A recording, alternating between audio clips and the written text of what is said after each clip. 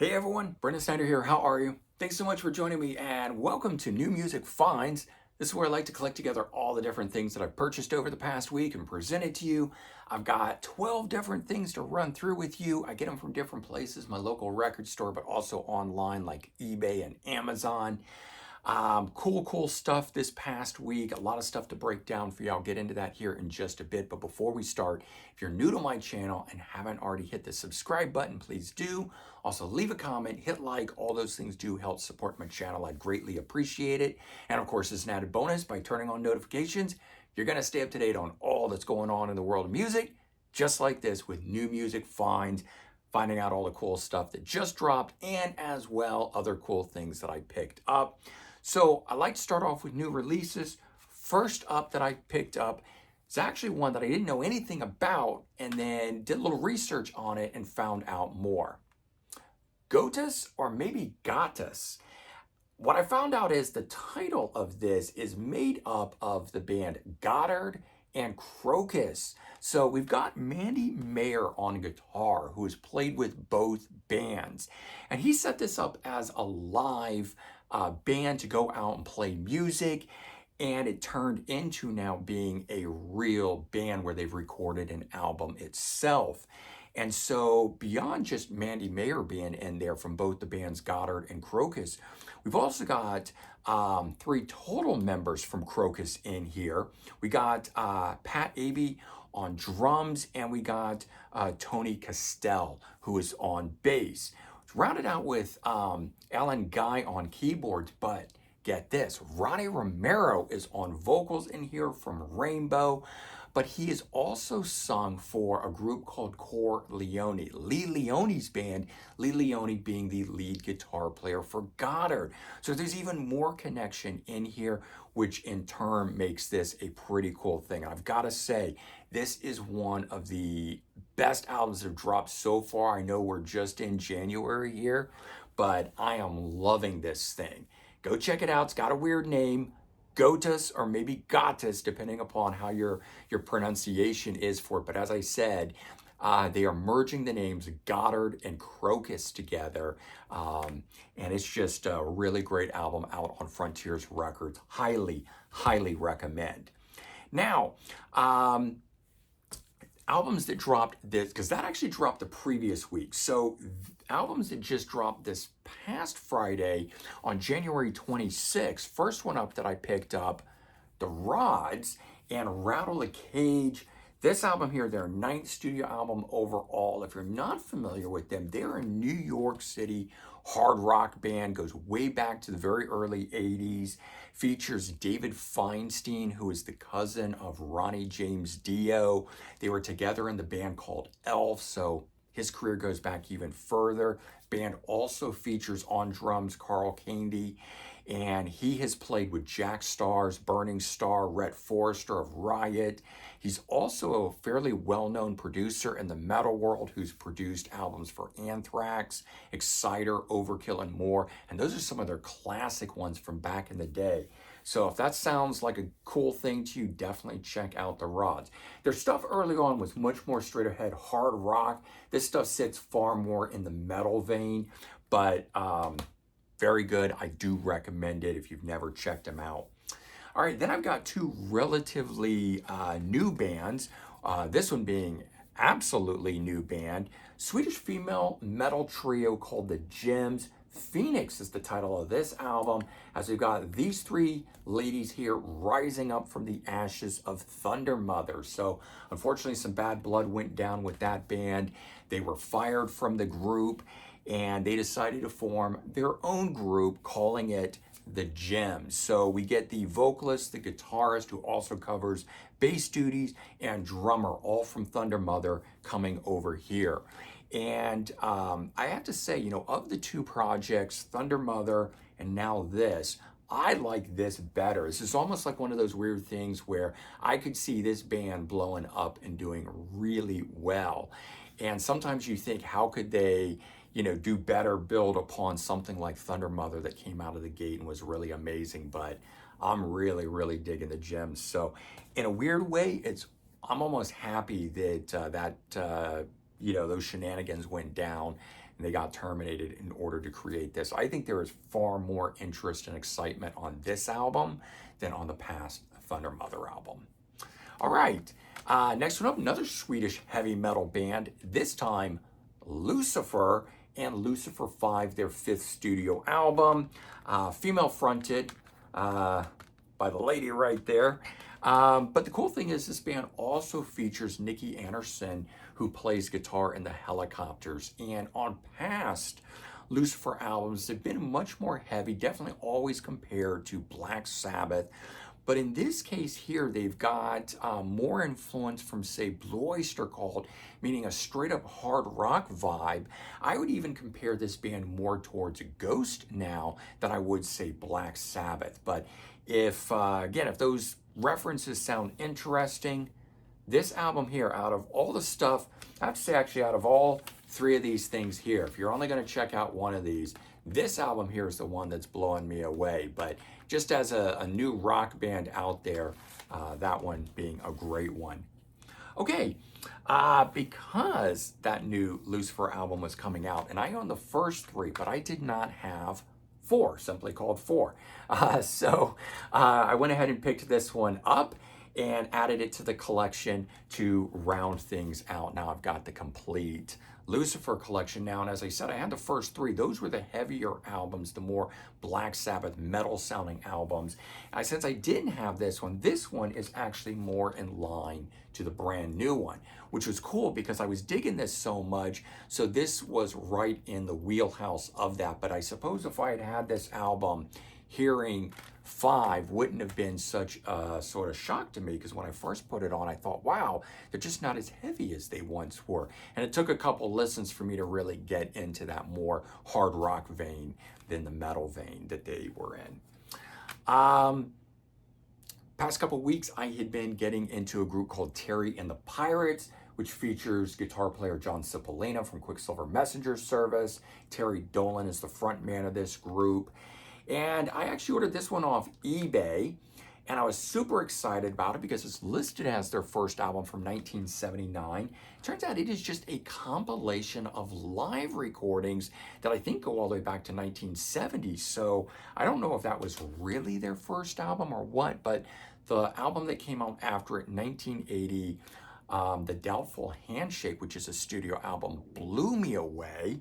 And I gotta say, the quality of this isn't all that. So I spent, a little bit extra on this, around 20 bucks to get it. And I have to say I was a bit bummed because it turned out to be a live recording and I thought I was getting a studio album. There's very little information out there on this band. It's one of the reasons that it was unclear to me. I always try to do my homework and research before buying anything, but I couldn't stream the album. There's no like Wikipedia page or anything. So I read some, interviews and things and found some discographies, but nothing that really explained anything. And I saw this as the first album and just made the assumption that it was a live or a studio album, but it was not. Doesn't mean I don't like it. I have set it aside. As I always say, don't get rid of anything. You never know when that is going to be, the perfect thing for you. There was an album I bought after I picked up The Doubtful Handshake called Comanche Boots, which I knew was a rarities collection. And when I got it, I was a bit disappointed with it. I have to say, after I was listening to this, I popped that one back on and ended up loving it. So who knows, down the road, this one here will probably do the same thing for me. Finally broke down and bought a little box set of Argent Records. 5 studio albums from them. I think they've got 1 or maybe 2 albums that came out after this, but these were the first 5 big major ones. Altogether, their 3rd album is the one that has their biggest hit, Hold Your Head Up. The follow-up album after that, called In Deep, had the song God Gave Rock and Roll to You, which of course Kiss made a big hit in 1992 with it, changing its lyrics, making it much more relevant to the band. But this band has got some killer tracks, never very big. They grew out of the group The Zombies. This lineup here features Rod Argent. Rod Argent and Colin Blunstone were the Zombies, but Rod Argent forming his own band, going in a more progressive rock direction, which is what this was all about. But good stuff. I love getting these little box sets that have all the albums replicated in the, the vinyl formats and everything. So yeah, pick that up. All right. Then of course I had to hit up Sound Exchange, my favorite, local record store. This first thing I'm going to show you, I didn't think in a million years I would buy an album by this band, but I've also steered clear of it probably because I had only ever listened to their quote greatest hits, which are ballads and definitely of the soft rock, yacht rock sound. But Ambrosia 180 from 1980, released in January of 1980. So the 180 date of release, but also people say it has to do with the switch in sound because there's definitely more hard rock on this album, sounding like other great AOR and melodic rock groups like Toto and Journey on this thing. But this album here, oh my God, I'm loving this. I'm super, super excited. I've actually got another one. I've got their second album, follow-up album. This is 1980. I got their 1982 album arriving later today, so I'm excited about this. But Rock Candy Records album, which is partly the reason I took a chance. I saw this, I said, let me check that out. If Rock Candy Records is reissuing it, it's gotta be good. So this is actually their biggest album. This one went gold, had 2 top 10, 20, or maybe top 10 hits on it kind of thing. The song You're the Only Woman and Biggest Part of Me, which are actually my 2 least favorite songs on here. Everything else on this is phenomenal. Opening track, Ready, right in Shape, the next song, Shape I'm In, and then Kamikaze. Those 3 songs are killer. Man, if you've never checked out Ambrosia, but you like AOR and melodic rock, check out this album, 180, and tell me you don't like it, because I think it's just a phenomenal album. Found this, had always heard of this album, never been able to check it out before. Velvet Underground Squeeze from 1973. All right, now yes, I know it is a Velvet Underground album in name only, really. We got Doug Yule still in the lineup, but he is the only one performing on it. What I found out is the drummer on here is Ian Pace of Deep Purple. So the only 2 members that play on everything on here, Doug Yule and Ian Pace. How cool is that? It's good stuff. It doesn't sound like Velvet Underground. It's definitely much more of the pop rock vein of 73 era when they were releasing and recording this. But yeah, I really like it. And I sometimes just like those sort of oddity albums. I like the 2 Doors albums that came out after Jim Morrison when he wasn't part of the group. Now, obviously, I like the first 6 Doors albums the best with Jim Morrison, but I also like those. So same thing here. This is very cool. The Velvet Underground Squeeze. As far as I know, the only CD issue of it, a 2012 release of it, that inside alone says they cannot reach the people with the original rights to it. They've decided to release it anyways. And here's an email. Reach out to us if you want the royalties. I mean, how shady is that? But I picked it up. And it's not a bootleg. It was a real release. This label did stuff like that. Okay. Picked up 2 Golden Earring records. Switch, 1975, and To the Hilt, 1976. Both of which I decided to pick up because 1973's Moontan is an album that I just really, really love. Unfortunately, I've not really found another album by them to that degree.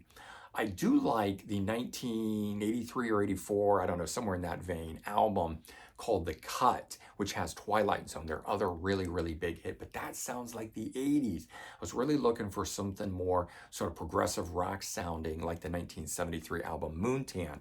But these 2 albums come close to that. This one maybe more so than this one, but good stuff nonetheless. I'm sort of learning and figuring out Golden Earring that they were a band that changed with the times and the styles. And even though the band was around for 50 plus years, released albums in many, many different styles, and actually very good at it. A lot like the way, artists like Bowie and Alice Cooper and stuff keep making albums with the times. Golden Earring seems to be that sort of band as well. All right, and the last thing that I picked up turned out to be just as good for me. I'm going to be, picking up more stuff by Ambrosia, and I'll be picking up more stuff by this group here, Be-Bop Deluxe, and the album Modern Music. This one here, an Esoterics Records reissue, 2 CD set. It's got the original stereo mix from 1976, and then it's got a new stereo mix. It's also got some bonus tracks on here. It comes with a booklet, a poster, killer looking art. 1976 though, but it looks like it should have been from 1980 or 81 in the new wave movement. Not really new wave music, definitely got some progressive elements to it. Apparently the band started out as a glam rock band, but too much comparison to David Bowie, so they changed their sound to sort of art rock stuff. They've got some punk, new wave flavor, things like that in it, but definitely enjoying this. Third track on here, Kiss of Light, is just outstanding. Every time I hear that, I think, how amazing. I'd love a whole album worth of that, but the rest of the album, still really good. So there you go. That's the stuff that I picked up. Those 12 releases from this past week. Hopefully you enjoyed the video. Maybe learned something new or found something out that you want to go search out and find. And if nothing else, maybe you just want to pull something off your music shelf that relates to one of these releases here and enjoy it. But that's what this is all about. New music finds from me, hopefully lead to some cool new music finds from you guys. All right, everyone, take care, have a good one, and I'll talk to you soon. Bye-bye.